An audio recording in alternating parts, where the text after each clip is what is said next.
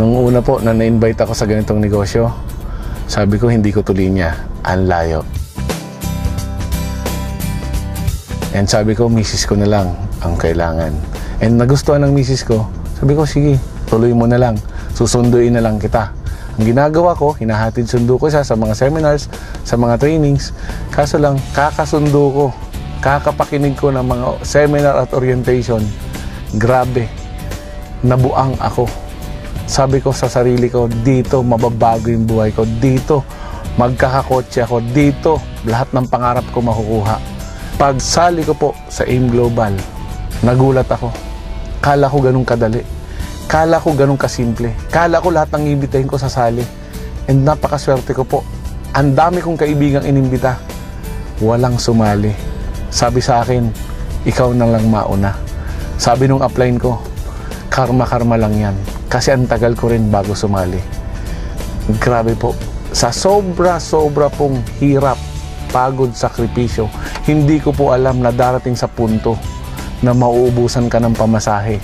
Yung lahat po palang sakripisyo na ginagawa mo, pabayaran, papalitan ng AIM Global. After 1 year na paghihirap, pagpapagod, nabigyan po ako ng bagong-bagong Honda Civic kulay black. Sunod na taon, Pajero na white.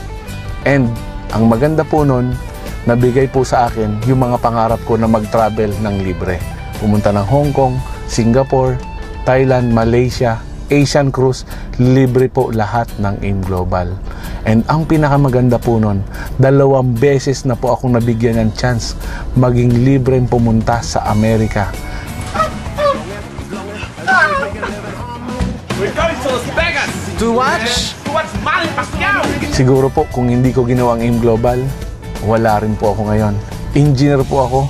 Yung tatrabahuhin ko ng 100 taon as engineer, sa 5 taon lang po binigay na sa akin ng AIM Global. After 5 years, hindi ko po pinangarap. Eto, mainit-init pa, H2 Hammer, na ilan lang po ang meron sa Pilipinas.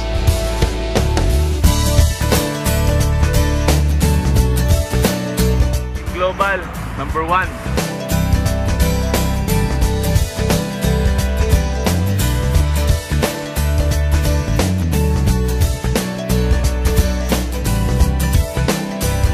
Grabe po talaga ang AIM Global. Sobra-sobrang blessing po ang ibinibigay. Sa AIM Global po, lahat posible.